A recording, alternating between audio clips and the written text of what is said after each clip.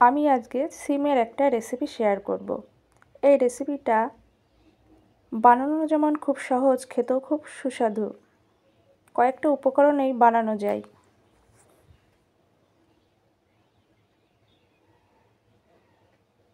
ভাত, রুটি সব কিছুর সঙ্গেই খাওয়া যায়। নমস্কার, আমি সুপর্ণা। আপনাদের সবাইকে আমার চ্যানেলে স্বাগত জানাচ্ছি।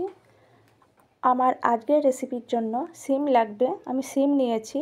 প্রথমেই সিমগুলো কেটে ভালো করে ধুয়ে নেব। সিম গোটা গোটা রাখবো।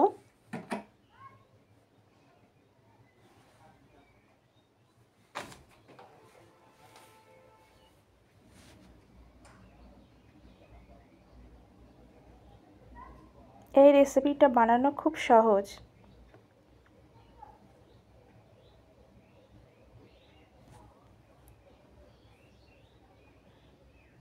সিম কেটে ধুয়ে নিয়েছি। এই রেসিপিটার জন্য সিম লাগবে। সিম আগেই কেটে ধুয়ে নিয়েছি।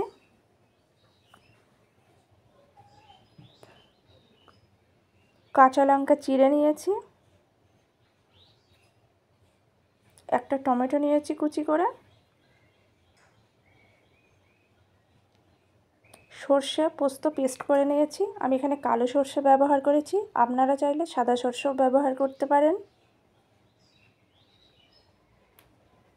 বাকি যে উপকরণগুলো লাগবে, সর্ষের তেল, চিনি, নুন, হলুদ, তেজপাতা, পাঁচফোড়ন।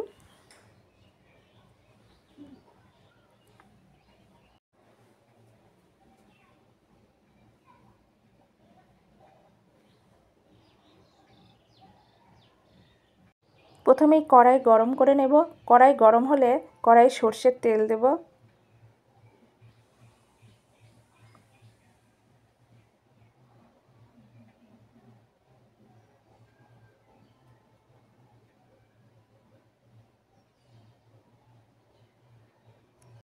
সর্ষের তেল গরম হওয়ার পর কেটে ধুয়ে রাখা গোটা সিমগুলো দিয়ে দেব।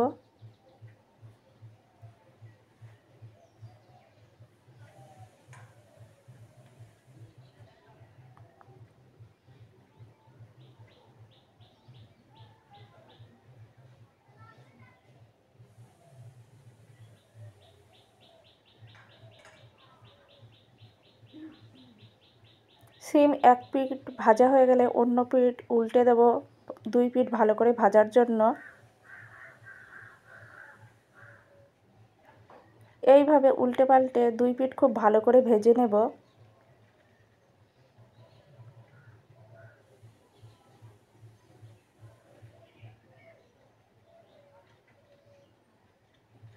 সিম ভাজার সময় সামান্য নুন, সামান্য হলুদ দেব। নুন হলুদ দেওয়ার পর ভালো করে নাড়াচাড়া করে সিম ভেজে নেব।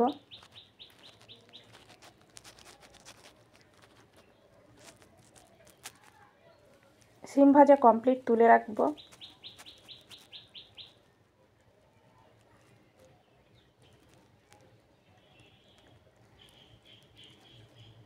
ওই তেলেই শুকনো লঙ্কা, তেজপাতা, পাঁচফোড়ন দিয়ে দেব। একটু নাড়াচাড়া করে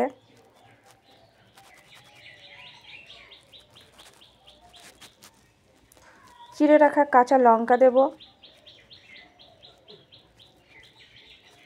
লঙ্কা একটু নাড়াচাড়া করে ভাজার পর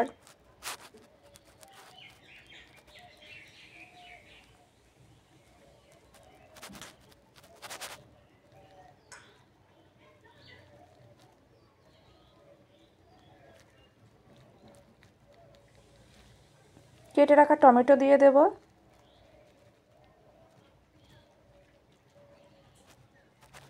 টমেটো একটু ভেজে নেব।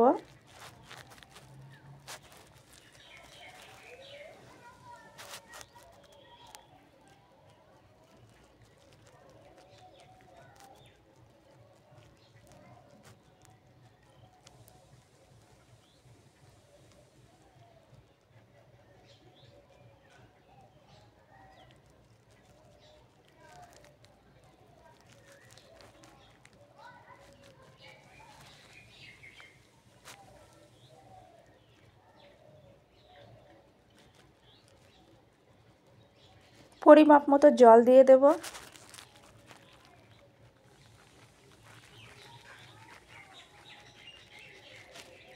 জল দেওয়ার পর 3-4 মিনিট খুব ভালো করে ফুটিয়ে নেব।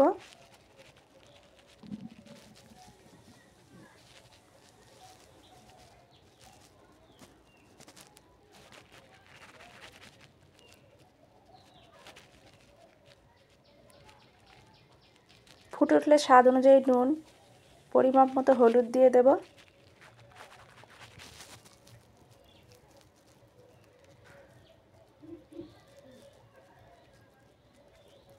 নুন হলুদ দেওয়ার পর আরেকটু ভালো করে ফুটিয়ে নেব।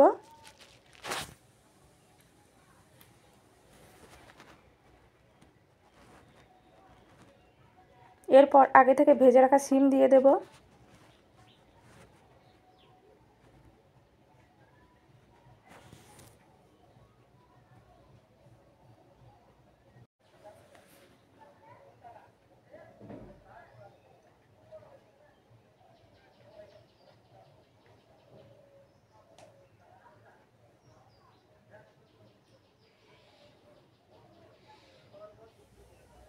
এই পর্যায়ে সর্ষে পোস্ত পেস্ট দিয়ে দেব।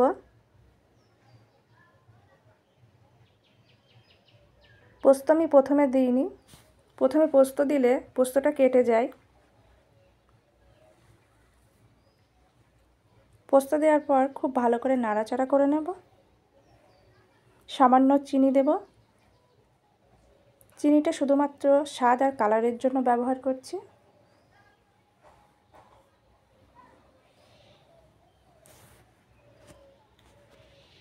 রান্নাটা প্রায় আমার কমপ্লিট।